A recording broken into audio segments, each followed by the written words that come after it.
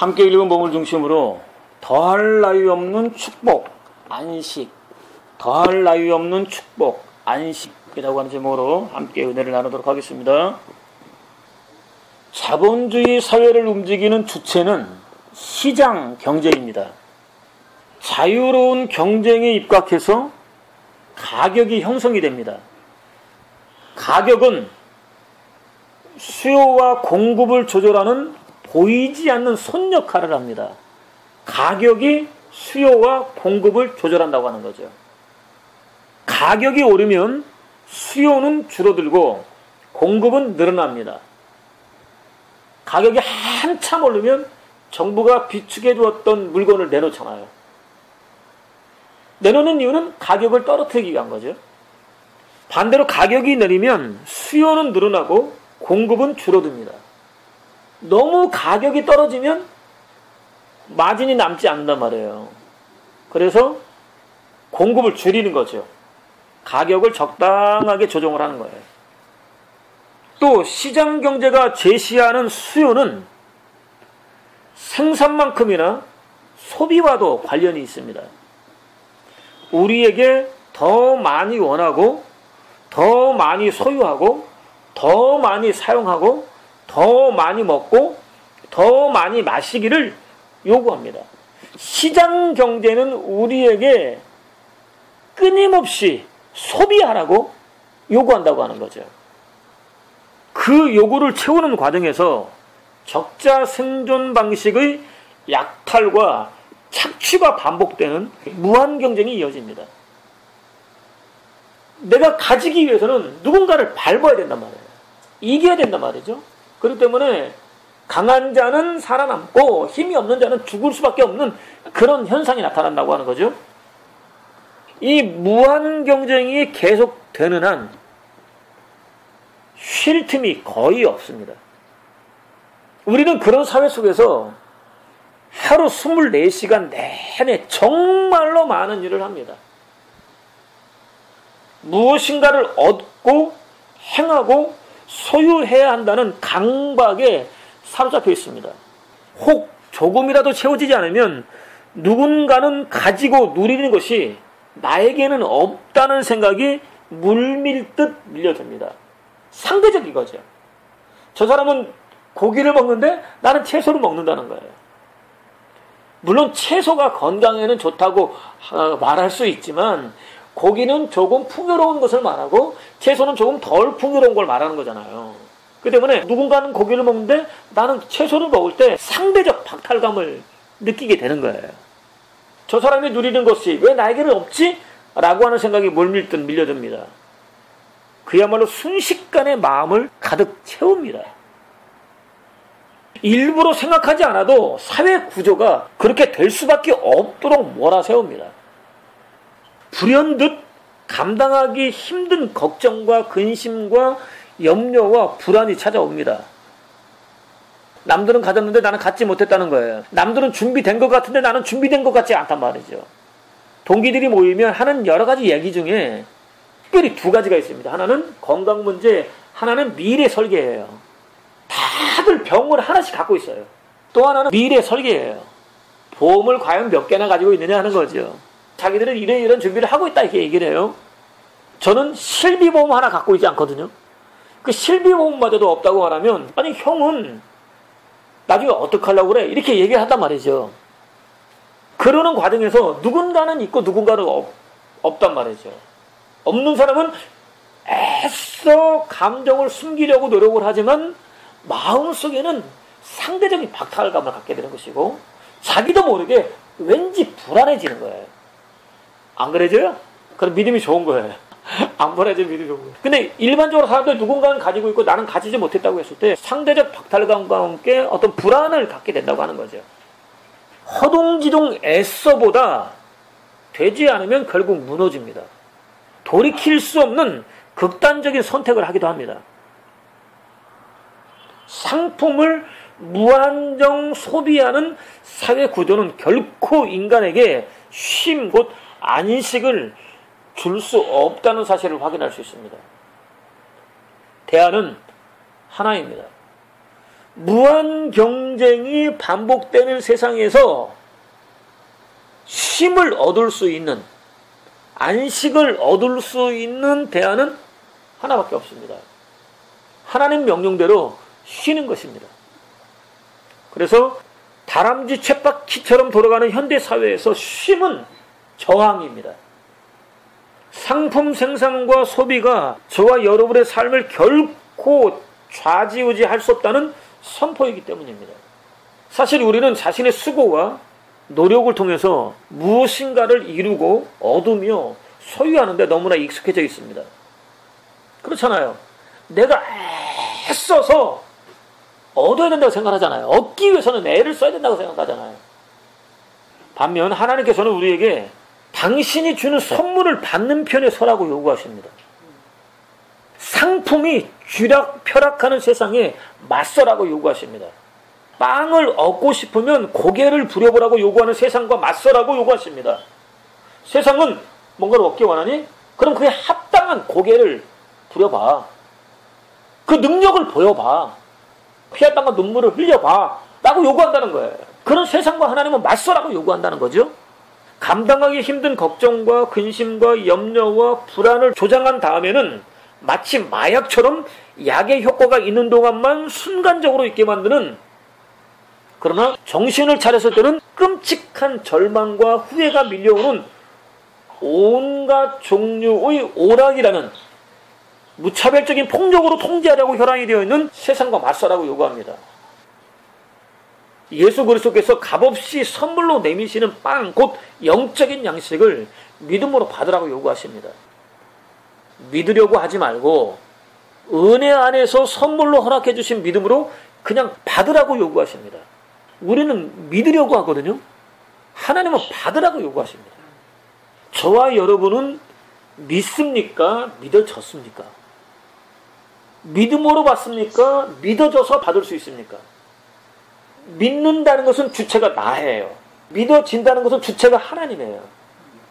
내가 믿어서 받습니까? 하나님이 믿게 하셔서 받습니까? 하나님이 믿게 하셔서 받는 거잖아요. 하나님은 그걸 요구하시는 거예요.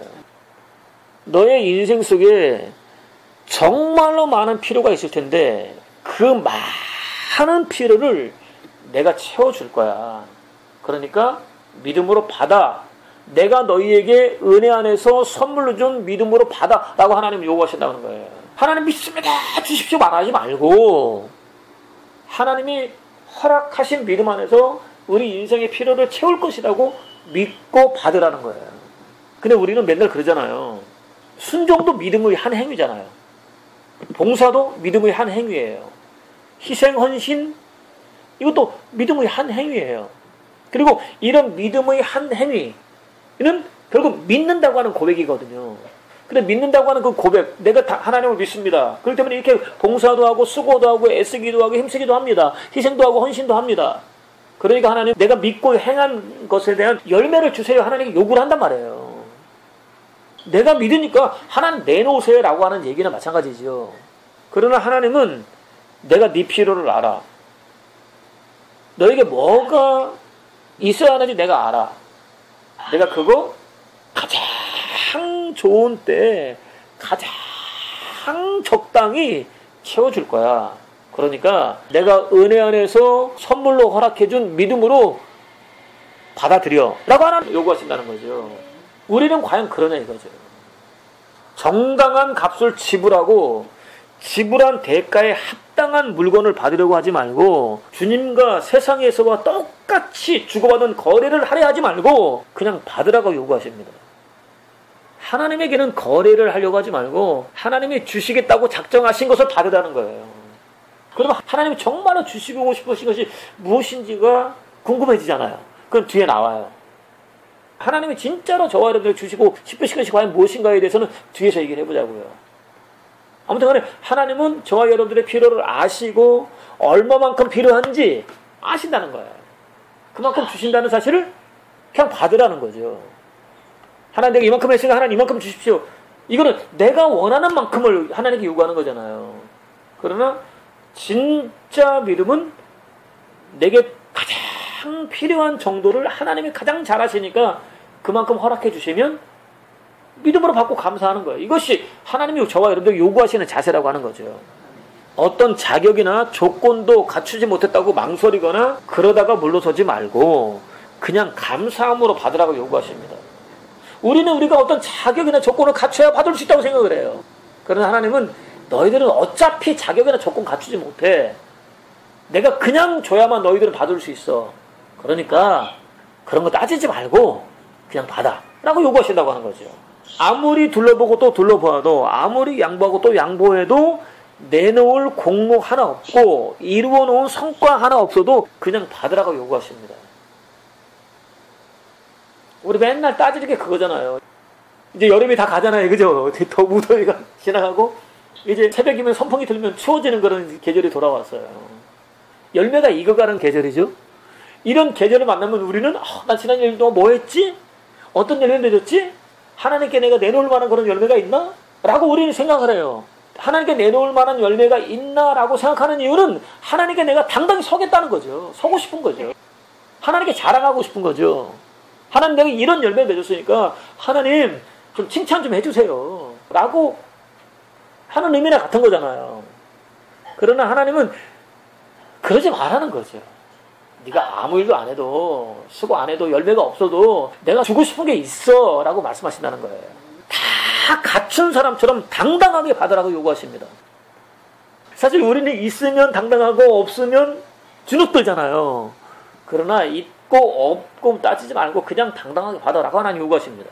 주님이 내미시는 따뜻한 손을 잡으라고 주님의 넓은 품에 그냥 안기라고 요구하십니다. 야, 오늘은 우리가 할 수 있는 일이, 해야 될 일이 아무것도 없다고 말하고 싶은 모양이다 이렇게 생각하실지 모르겠어요. 들어보세요. 더 들어보세요. 또 주님의 품에 안기라고 요구하십니다. 그때 비로소 우리를 녹초로 만드는 무거운 짐을 내려놓을 수 있습니다. 신앙생활은 신비예요. 삶의 문제가 산적해 있는데 산같이 쌓여 있는데 주님 품에 안기는 순간 그게 내려놓아져 있어요.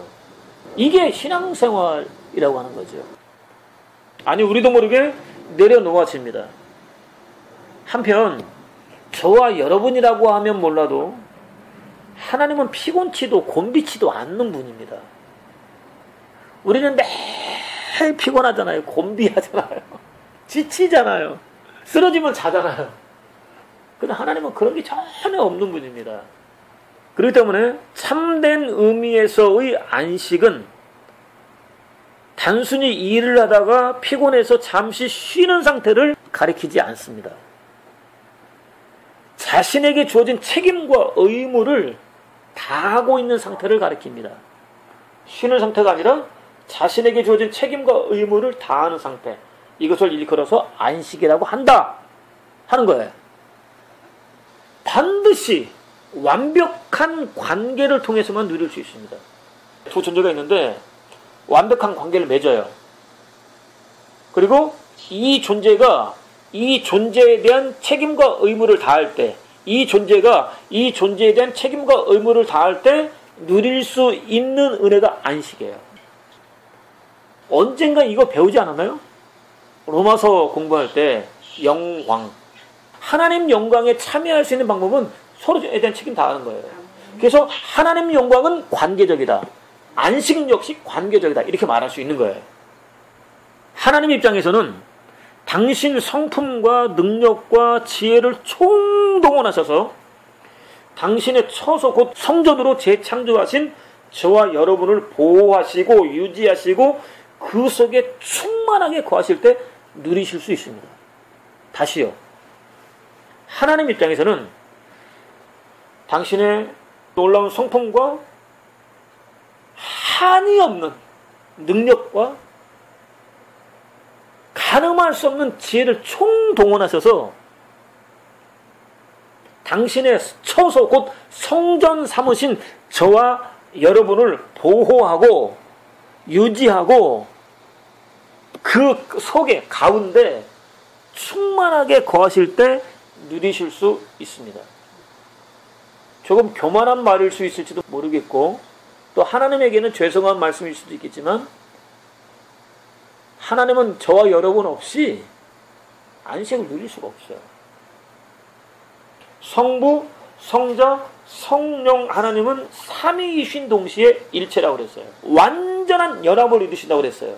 성부는 성자와 성령을 위해서, 성자는 성부와 성령을 위해서, 성령은 성부와 성자를 위해서 책임과 의무를 다 한다고 그랬어요.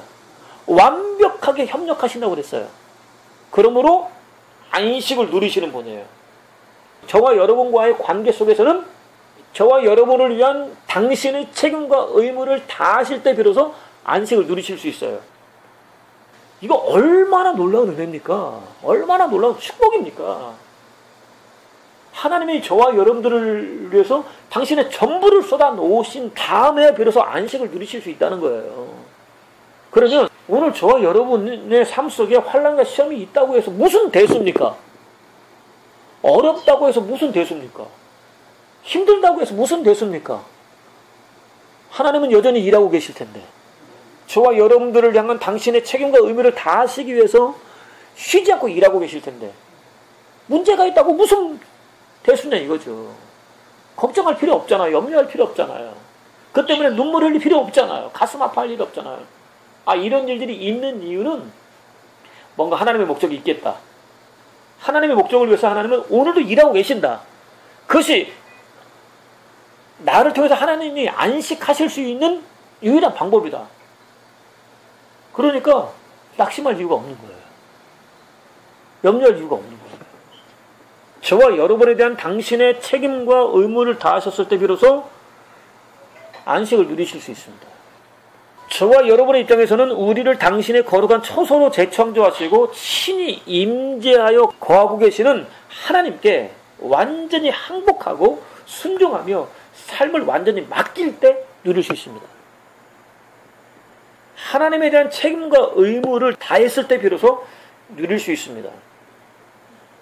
제발 부탁하지만 책임과 의무라고 해서 무엇인가를 해야 한다고 착각하지 마십시오.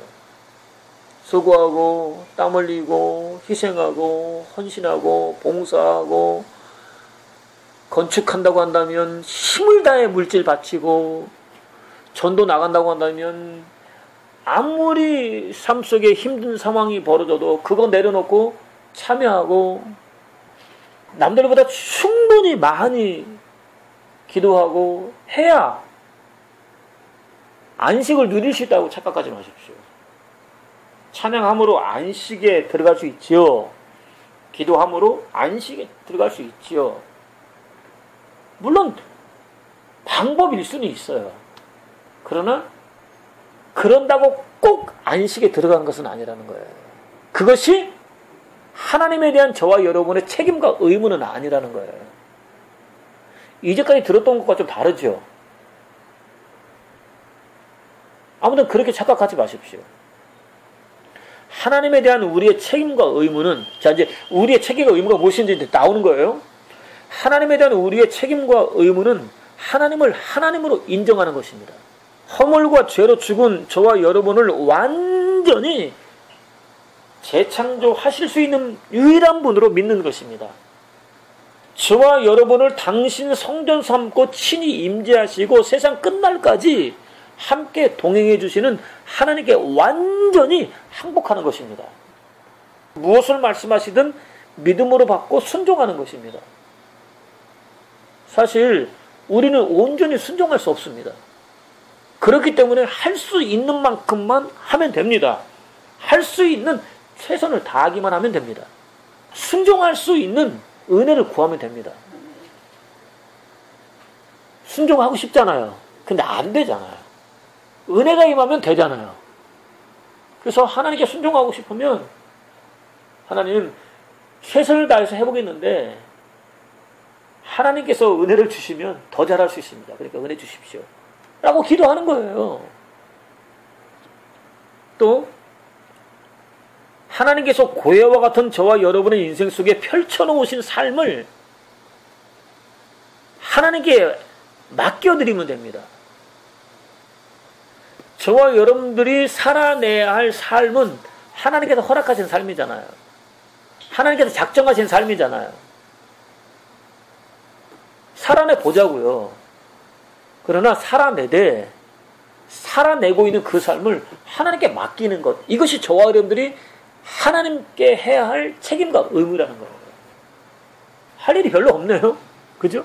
하나님을 하나님으로 인정하고 그분이 나의 유일한 주인이시고 나를 재창조하실 수 있는 분이고 그분이 말씀하시면 아멘 순종해보겠습니다. 그런데 순종이 잘 안 되면 하나님 도와주십시오. 순종 잘 할 수 있도록 도와주십시오. 기도하는 거. 하나님이 펼쳐놓으신 내 삶을 하나님께 다시 되돌려드려가지고 하나님이 책임져 주십시오 라고 맡기는 것. 이것이 하나님에 대한 저와 여러분의 책임과 의무라는 거예요. 성경은 끊임없이 문제를 만난 사람들에게 문제의 마음을 빼앗기지 말고 그럴수록 하나님에게 집중하라고 말합니다. 이것이 저와 여러분에게 주어진 책임과 의무라고 하는 거예요. 절대로 쉽지 않지만 묵묵히 믿음으로 살아내면 됩니다. 그렇다면 오늘 저와 여러분은 과연 어떻습니까? 하나님에 대한 책임과 의무를 온전히 다하고 있습니까? 다시 책임과 의무라고 해서 일하는 게 아니라고 그랬습니다. 하나님을 하나님으로 인정하는 겁니다. 맡기는 겁니다. 말씀하시면 순종하는 겁니다. 순종하다 안 되면 은혜를 구하는 겁니다. 이게 책임과 의무예요. 이거 다 하고 있느냐고요. 하나님 좀 맡아주세요. 하나님 좀 도와주세요. 하나님 제 인생 하나님께서 한번 이끌어주세요. 이렇게 맡기는 건 이것이 진짜 의무와 책임이라니까요. 희생하고 헌신하고 봉사하고 수고하고 애쓰고 마음에 우러나면 하세요. 그래, 그것은 책임과 의무는 아니라는 거예요. 은혜를 받으면 하나님을 위해서 무엇인가 하고 싶은 소원이 막 일어나는데 자발적으로 일어나는 것을 하시라고요. 그러나 억지로 의무로 하지는 말라고요. 하나님께 복을 받기 위한 수단과 방법으로 그런 일을 하지는 말라고요. 그 책임과 의무 다 하고 있느냐 이 말이죠. 진정한 의미에서의 쉼을 누리고 있습니까? 안식을 누리고 있습니까? 본문은 이렇게 시작됩니다. 1절입니다. 시작. 천지와 만물이 다 이루어지니라. 아멘. 다 이루어지니라는 끝나다 또는 완전케 되다 등의 뜻입니다. 다시 말씀드리지만 하나님께서 창조 사역을 중단하셨다는 의미가 아닙니다. 창조의 목적은 재창조라고 그랬잖아요. 그러면 창조하신 다음에는 재창조를 위해서 일하셔야 되는 거예요. 근데 다 이루셨다고 말하잖아요. 근데 다 이루셨다고 하는 것을 사람들은 끝냈다라고 착각을 하는 거예요. 그게 아니라는 거죠. 당신의 뜻, 의지, 계획, 목적, 곧 작정을 완벽하게 성취하셨다는 의미입니다. 그렇습니다. 하나님께서는 6일 동안 천지 만물을 창조하셨습니다. 당신 형상과 모양을 담은 인간도 창조하셨습니다. 당신이 하실 일을 다 하셨습니다. 책임과 의무를 다 하셨습니다. 인간은 하나님과 교제하고 있었습니다. 하나님의 형상을 드러내고 있었습니다. 하나님의 영광을 드러내고 있었습니다. 지난 시간에 말씀 나눴죠? 우리가 힘들고 어렵지만 묵묵히 참고 견디며 순종하는 과정에서 우리도 모르게 우리 안에 꼭꼭 숨겨져 있던 하나님의 형상이 드러난다. 그 하나님의 형상이 드러날 때 하나님 보시기에 좋다. 하나님의 영광 받으신다. 라고 지난 시간에 나눴잖아요. 바로 그 얘기하는 거예요. 모든 피조물들은 인간의 다스림을 받고 있었습니다. 하나님의 영광을 드러내고 있었습니다. 하나님에 대한 책임과 의무를 다하고 있었습니다. 인간이 인간답게 존재하고 다른 피조물이 피조물답게 존재할 때 하나님에 대한 책임과 의무를 다하는 거예요. 우리가 귀에 못이 박히도록 들었던 순종하라, 희생하라, 헌신하라 이런 거 하나도 없어요. 하나님을 하나님으로 인정하고 인간은 그 하나님께 의지할 수밖에 없는 존재라는 사실을 인정하고 하나님의 형상을 드러내면서 창조하시고 정복하고 다스리라고 명령한 피조물을 다스리고 정복하고 있는 상태, 이 상태를 그래서 책임과 의무를 다하는 것이고 그것이 하나님께서 영광 받으시는 거라는 거예요. 저와 여러분들에게 주어진 가장 큰 책임과 의무는 하나님 형상 드러내는 것이고 하나님 영광 드러내는 거예요. 인간과 피조물은 하나님 영광을 드러내고 있었고 책임과 의무를 다하고 있었습니다. 하나님은 거룩한 당신 영광을 드러내고 있는 피조물들 가운데 충만하게 거할 수 있으셨습니다. 보기 어떨까요? 좋을 수밖에 없잖아요. 하나님 보시기에 좋았습니다. 참이 좋았습니다. 더할 나위 없이 좋았습니다. 하나님과 인간은 물론 피조세계 전체가 안식을 누리고 있었습니다. 창조가 끝나자 하나님도 안식, 인간도 안식, 피조세계도 안식하고 있었다는 거죠. 하나님의 작정의 궁극적 목적인 바로 그 안식을 누리고 있었습니다. 저와 여러분이 간절한 마음으로 사모하고 누려야 할 바로 그 안식입니다. 원하기만 한다면 지금 당장이라도 얼마든지 누릴 수 있습니다. 본문이 다음과 같이 이어지는 이유입니다. 2절입니다. 시작. 하나님이 그가 하시던 일을 일곱째 날에 마치시니 그가 하시던 모든 일을 그치고 일곱째 날에 안식하시니라. 아멘. 다시 한번 더 정리해 보겠습니다. 오늘은 다시 정리하는 게 많아요. 안식은 손가락 하나 까딱하지 않고 완벽하게 쉬고 있는 상태가 아닙니다. 하나님은 물론 저와 여러분 모두 최선을 다해서 서로에 대한 책임과 의무를 다하고 있는 상태입니다. 예수 그리스도께서 안식일에 병자를 고쳐주시는 당신을 책망하고 핍박하는 유대인들을 향해서 내 아버지께서 지금까지도 항상 일하고 계시니 나도 지금 이렇게 일한다 라고 가르쳐 주셨던 이유입니다. 당신이 호령과 천사장의 소리와 하나님의 나팔 소리와 함께 강림하실 때까지 쉬지 않고 일하십니다. 엄밀한 의미에서는 영원히 쉬지 않고 최선을 다해 일하십니다. 하나님 나라는 어떤 나라일까요? 하나님께서 저와 여러분에 대한 책임과 의무를 다하는 나라. 저와 여러분은 하나님에 대한 책임과 의무를 다하는 나라. 이 나라가 하나님 나라입니다. 그렇기 때문에 우리를 위해서 일하시는 하나님의 활동은 영원히 이어지고 하나님을 위해서 일하는 우리의 활동 역시 영원히 이어지게 되어 있는 거예요. 그 안에서 안식을 누리게 되는 것이고 그 안식이 저와 여러분에게 임하게 되면 어떤 환난과 시험이 다가온다 할지라도 얼마든지 참고 견딜 수 있어요.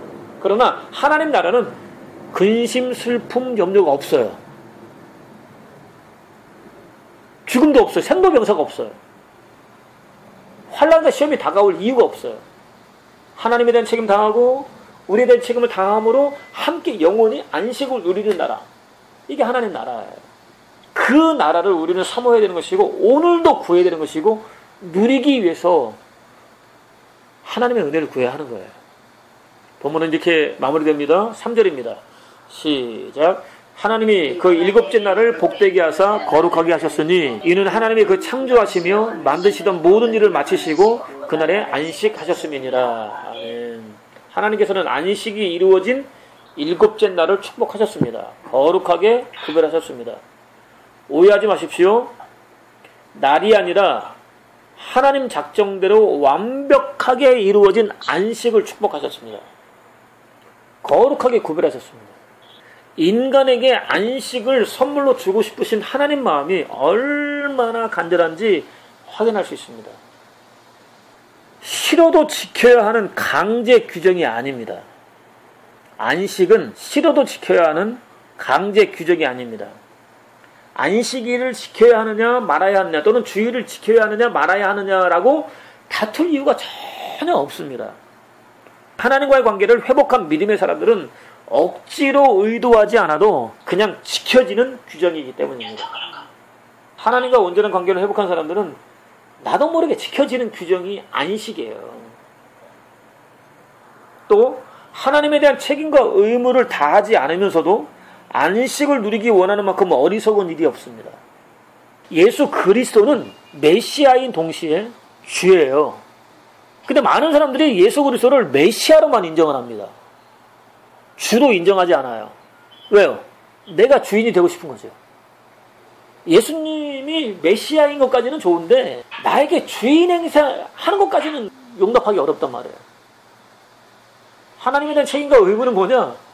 예수 그리스도를 메시아는 물론 주인으로까지 인정하는 거예요. 이 책임과 의무를 다하지 않고 안식을 누리기 원한다고 한다면 도둑 X라고 하는 거죠. 물론 책임과 의무는 결코 쉽지 않습니다. 자발적으로 순종하는 자체가 불가능합니다. 하나님께서 은혜를 부어주실 때 비로소 가능합니다. 하나님께서 은혜를 부어주실 때만 하나님을 하나님으로 인정하고 하나님 말씀을 믿음으로 아멘 하며 받을 수 있고 순종할 수 있고 책임과 의무를 다할 수 있습니다. 그러면 그것이 성경에 기록되어 있을 테니까 한번 찾아서 확인해 보자고요. 가인은 불신앙의 사람을 상징합니다. 하나님이 아니라 자신이 원하는 방식으로 제사를 드렸습니다. 우리도 그럴 경우들이 많아요. 하나님께서 원하시는 방식이 아니라 내가 기뻐하는 방식으로 하나님을 예배한단 말이죠. 가인은 그랬습니다. 당연히 거부당했습니다. 하나님께서 기뻐하시는 제사를 드린 동생 아벨을 시기했습니다. 아무도 없는 광야로 유인했습니다. 돌로 쳐 죽여버렸습니다. 시기가 얼마나 무서운지 확인이 되죠. 끔찍한 죄였습니다. 끝까지 돌아서지 않았습니다. 하나님 앞에서 쫓겨났습니다. 하나님을 아주 떠났습니다. 에덴 동쪽으로 이동하다 노시라는 곳에 자리를 잡았습니다. 아들을 낳고 에녹이라고 불렀습니다. 가인의 후손 중에도 에녹이 있는 거예요. 에녹은 봉헌하다, 드리다, 헌신하다, 시작하다 등의 뜻입니다. 성을 쌓은 다음 아들 이름을 붙였습니다.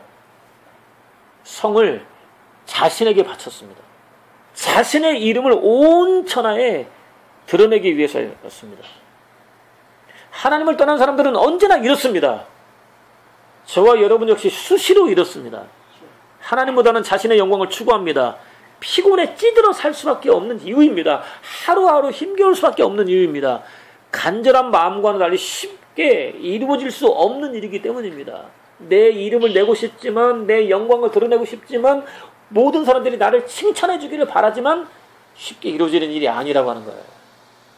그렇게 하면 할수록 오히려 사람들로부터 외면당하고 그러는 경우들이 부지기수란 말이죠. 지치는 거예요. 피곤한 거예요. 힘든 거예요. 마치 시지포스의 돌처럼 가까스로 이루어 놓았다 할지라도 조금이라도 방심하는 순간 천길 낭떠러지로 굴러 떨어지기 일쑤이기 때문입니다. 그리스 신화에 시지포스라고 나오잖아요. 죄를 져가지고 산꼭대기에다 돌을 올려놓으면 다시 굴러 떨어져 버린단 말이죠. 그것을 끊임없이 반복하는 거예요. 저와 여러분의 인생이 이렇다는 거예요. 올려놓았다 싶은데 떨어진단 말이죠. 똑같은 일을 끊임없이 반복할 수밖에 없기 때문입니다. 탑을 쌓았다 할지라도 그 탑을 유지하는 게 절대로 쉽지 않아요. 지옥이 아닐 수 없습니다. 지옥이죠. 안식의 모양은 물론 그림자도 구경할 수 없습니다. 가인의 인생, 그의 후손들의 삶은 지옥이라는 거죠. 안식과는 전혀 관계없는 불행이라고 하는 거죠. 야렛은 에녹을 낳았다. 에녹은 무두슬라를 낳은 후 하나님과 함께 300년 동안 동행하며 자녀들을 낳았다. 하나님의 그를 데려가심으로 세상에 더 있지 않았다라는 말씀에 따르면 믿음의 사람을 상징하는 셋의 후손들 중에도 에녹이 있습니다. 그도 아들을 낳았습니다. 무두셀라라고 불렀습니다. 창을 던지는 사람. 그가 죽으면 곧 심판이 온다라는 뜻입니다. 하나님을 외면한 채 자신의 힘과 능력만 의지하는 불신앙적인 삶은 반드시 심판을 받을 수밖에 없다고 경고했습니다. 평생 하나님 한 번만 의지했습니다. 하나님과 동행했습니다. 죽음을 보지 않고 하늘로 올라갔습니다. 안식을 누렸습니다. 하늘로 올라갔으니까 안식을 누린 거잖아요. 에녹은 믿음으로 하늘로 옮겨져서 죽음을 맛보지 않았습니다라는 증거대로 하나님께서 은혜를 베풀어 주셨기 때문입니다. 믿음은 은혜 안에서만 주어지는 하나님의 선물이기 때문입니다. 하나님께서 당신을 믿고 의지하는 곧 당신에 대한 책임과 의무를 다하는 그에게 에녹에게 안식을 누릴 수 있도록 허락해 주셨기 때문입니다. 에녹이 뭐 대단한 일을 했다고 말하지 않잖아요. 수십만 명 다니는 교회를 담임했다. 하늘을 찌르는 건물을 지었다. 그 지역에서 모든 사람들이 추앙하는 정신적 지주였다. 이렇게 말하지 않아요. 하나님을 믿었고 하나님을 의지했고 하나님과 동행했어요. 하나님은 그런 그에게 은혜를 베풀어 주셨어요. 안식을 누리게 하셨어요. 우리가 생각하는 것과는 전혀 다른 방식이잖아요. 하고 또 해야 얻을 수 있다고 생각하는 우리의 생각과는 전혀 다른 방식이잖아요. 뭔가 해야만 얻을 수 있을 것 같은 강박관념에 몸부림치다 지쳐버리는 게 우리의 삶 아닙니까? 또 가인의 후손들 가운데 라멕이라는 걸출한 인물이 있습니다. 힘센 젊은이, 압제자, 강한 자 등의 뜻입니다. 그가 자신의 강함을 자랑하는 교만한 자였다는 사실을 짐작할 수 있습니다. 충분히 짐작할 수 있지요. 그는 2명의 아내를 두었습니다. 자, 보세요. 현대사회와 얼마나 똑같은지 보세요. 그는 2명의 아내를 두었습니다. 먼저 아다입니다. 장식한 자, 꾸민 자, 빛 등의 뜻입니다. 본래부터 가지고 있던 순수한 아름다움이라기보다는 유혹하려는 대상을 사로잡기 위해서 인위적으로 만들어낸, 꾸며낸 천박한 아름다움을 가리킵니다. 또 신라입니다. 그늘 또는 엉큼한 곳, 아무에게나 보호받기를 원함. 쉬운 여자라는 얘기죠.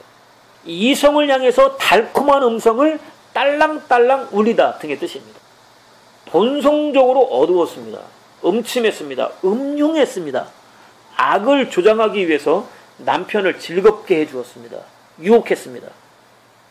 그들은 폭력을 일상처럼 행하는 남편의 악행을 싫어하기는커녕 오히려 찬사를 보냈습니다. 함께 동조했습니다. 환호하며 박수까지 보냈습니다.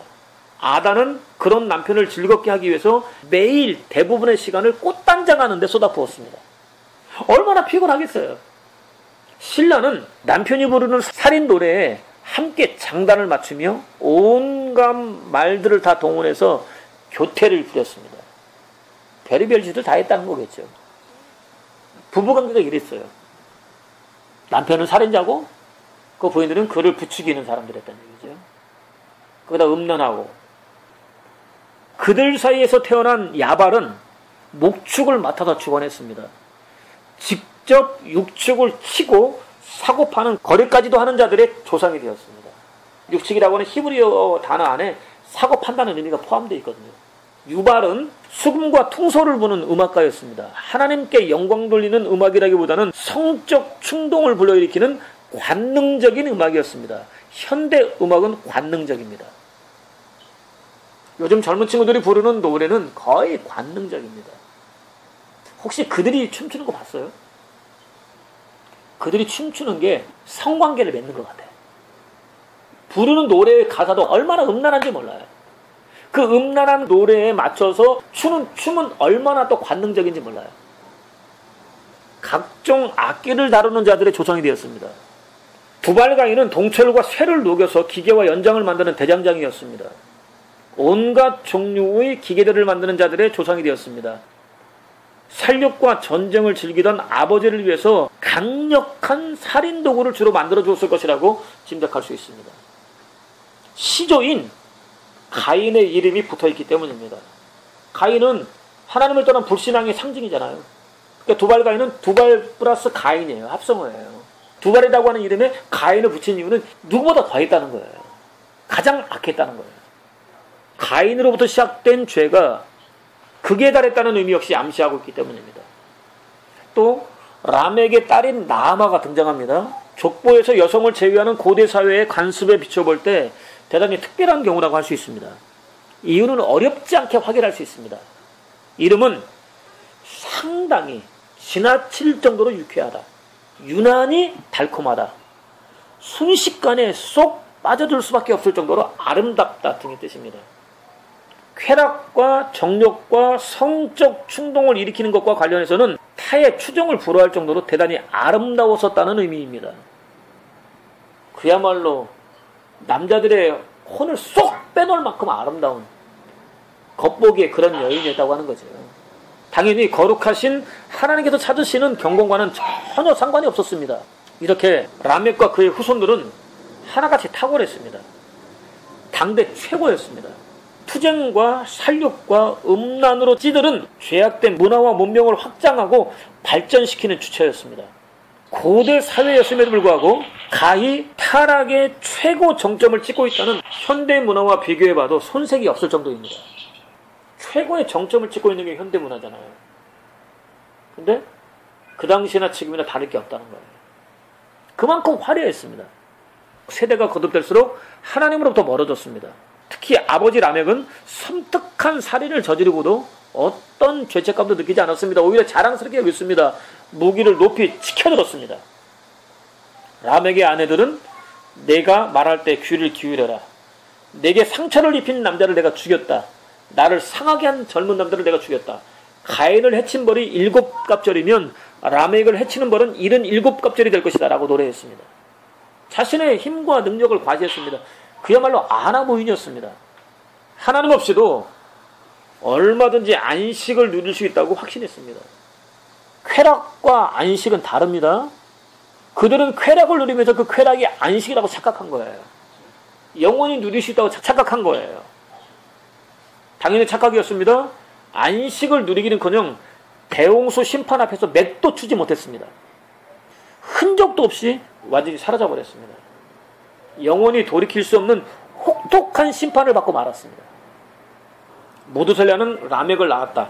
라멕은 아들을 낳고 이름을 노아라고 지었다. 주님께서 저주하신 땅 때문에 우리가 수고하고 고통을 겪어야 하는데 이 아들이 우리를 위로할 것이다 라고 말했다 라는 말씀에 따르면 셋의 후손들 가운데도 라멕이 있었습니다. 아들을 낳았습니다. 노아라고 불렀습니다. 가인의 후손도 라멕이 있다는 거죠. 셋의 후손도 라멕이 있다는 거죠. 왜 성경은 굳이 똑같은 이름을 가진 자녀들을 기록해 놨을까요? 비교하기 위해서예요. 불신앙을 가진 자들과 믿는 자들의 차이가 어떤지 비교해 주기 위해서라고 하는 거죠. 노아라고 불렀습니다. 안식 또는 위로라는 뜻입니다. 라멕은 절대 다수의 사람들이 자신의 힘과 능력으로 살려고 몸부림치는 부패한 세상에서 오직 하나님 한 분만 바라보았습니다. 믿고 의지했습니다. 하나님의 위로와 함께 안식이 주어지기를 기원했습니다.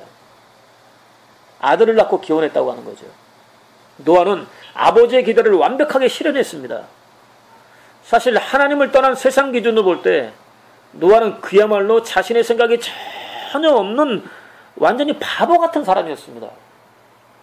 창조 이후 비 한 방울 내리지 않았던 곧 이슬만 내렸던 세상을 물로 완전히 쓸어버리시겠다는 하나님 말씀을 고지고대로 받아들였습니다. 그러니까 이제까지 노아는 비가 뭔지 몰랐다는 거예요. 홍수가 뭔지 몰랐다는 거예요. 비가 오지 않았으니까. 그때까지만 하더라도 하늘에서 이슬이 내렸고 그 이슬로도 초목이 자라기에 충분했다는 거예요. 그런데 비가 뭔지도 모르는 사람이, 홍수가 뭔지도 모르는 사람이 하나님이 하시겠다고 하니까 고지고대로 믿었다고 하는 거죠. 믿음으로 받았습니다. 방주를 짓기 시작했습니다. 온갖 비웃음과 조롱과 멸시를 받으면서도 포기하지 않았습니다. 그것도 평지가 아니라 산꼭대기에 지었습니다. 무려 120년 동안이나 자신의 생각을 철저히 내려놓고 온전히 순종했습니다. 방주를 완성했습니다. 하나님의 계시대로 세상이 물에 잠기던 날 사랑하는 가족들과 함께 안식을 누릴 수 있었습니다. 성경은 그가 무모해 보이는 하나님 명령에 완벽하게 순종할 수 있었던 비결에 대해서 그러나 노아만은 하나님께 은혜를 입었다라고 증거합니다. 하나님께서 그에게 은혜를 부어주셨고 믿음으로 순종하게 하셨고 궁극적으로 당신이 작정하셨던 안식까지도 누리게 하셨다는 의미입니다. 모든 일들의 궁극적 원인 곧 1차 원인이신 하나님, 이 일을 계획하시고 그 일을 이루시고 마침내 그 일을 완전히 성취하시는 여호와 하나님께서 하신 일입니다. 안식은 하나님만 주실 수 있습니다. 죄인과 의인의 삶과 그 결과가 어떻게 다른지 확인할 수 있습니다. 죄인은 지극히 육신적입니다. 무엇이든 자신의 유익을 위해서 합니다. 자신의 유익을 위해서라고 한다면 수단 방법 가리지 않습니다.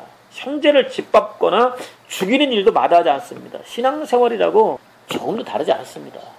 신앙생활도 자기 자신의 유익을 위해서 합니다.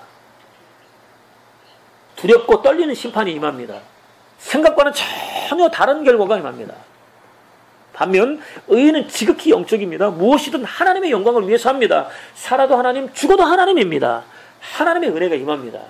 안식을 누립니다. 더할 나위 없이 복됩니다. 거룩합니다. 영원히 이어집니다. 창조의 궁극적 목적은 하나님과 인간은 물론 천지 만물의 안식입니다. 올 여름은 더워도 너무 더웠습니다. 에어컨이 없는 상황에서 몸으로 견뎌내기가 정말 어려웠습니다. 다행히 은혜 안에서 큰 문제 없이 보내고 있습니다. 말복이 지나면서 지긋지긋했던 이 더위도 한풀 꺾이는 것 같습니다. 머지않아서 가을이 성큼 다가올 것 같습니다. 여름이 무더울수록 가을이 위대하다라는 말도 있습니다. 예수 그리스도 안에서 하나님의 거룩한 백성으로 거듭난, 하나님이 신이 임하실 초소로 거듭난 저와 여러분의 삶도 마찬가지입니다. 심경은 오늘은 위대한 안식으로 이어집니다. 안식은 시장 경제가 끊임없이 부추기는 탐욕을 깨뜨릴 실제적 바탕입니다. 탐욕을 제한하려는 의지를 만들어낼 수 있는 실제적 바탕입니다. 사람들이 폭넓게 공유하고 있는 탐욕적인 행위를 그치게 하는 실제적 바탕입니다. 현대인들은 함께 공유하고 있는 정욕이 있다는 거죠. 그 정욕이 뭐냐? 탐욕이라고 하는 거예요.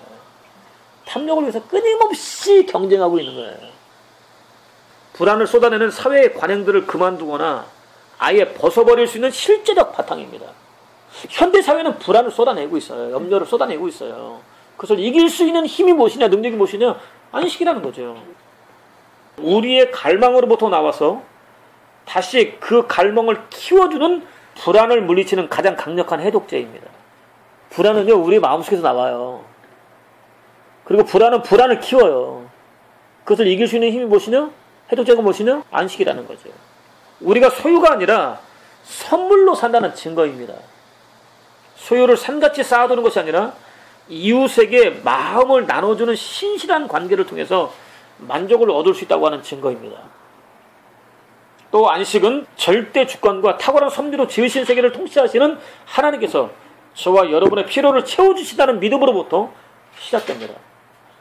긴 밤을 뜬 눈으로 지설 수밖에 없을 정도로 힘겹지만, 어렵지만, 눈물나지만 끝까지 참고 살아내다 보면 어느새 우리 안에 풍성하게 임해 있습니다.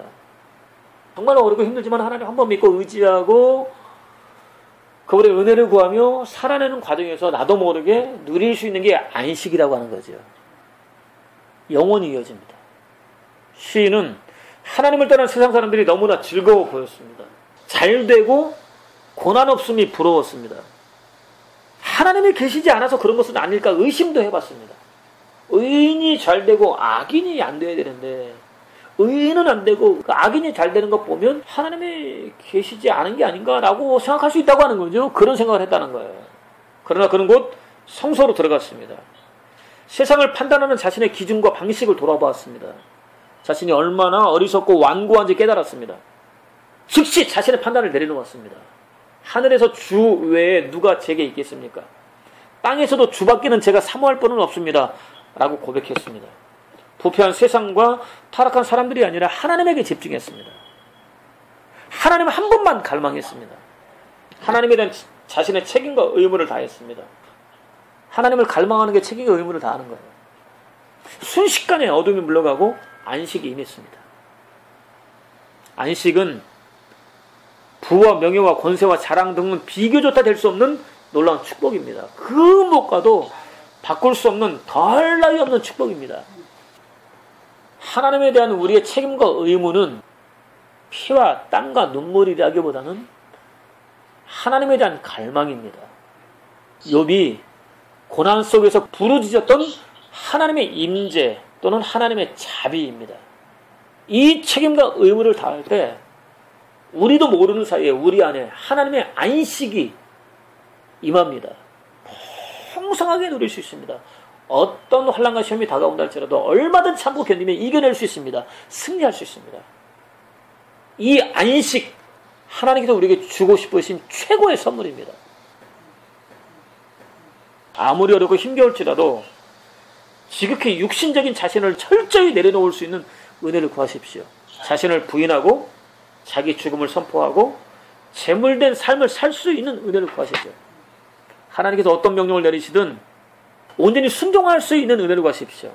하나님에 대한 책임과 의무를 다할 수 있는 은혜를 구하십시오. 그것을 통해서 하나님과 떼려야 뗄 수 없는 온전한 관계를 회복하는 복된 삶, 거룩하게 구별되는 복된 삶, 언제 어디서 어떤 상황 속에 던져지게 된다 할지라도 얼마든지 참고 견딜 수 있는 복된 삶, 무엇보다 비교할 수 없는 더할 나위 없는 축복인 안식을 풍성하게 누리는 복된 삶을 사는 저와 여러분 되시기를 주님의 이름으로 축원을 드립니다. 이제는 우리 구주 예수 그리스도의 놀라우신 은혜와 아버지 하나님의 극진하신 사랑하심과 보혜사 성령님의 내주하심에 교통하심에 축복하시는 은총이 더할 나위 없는 축복인 안식을 누리기 원하는 사랑 성도들 머리 위에 가정생활 범사 장례 위에 영원토록 함께 계시기를 간절히 축원하옵나이다.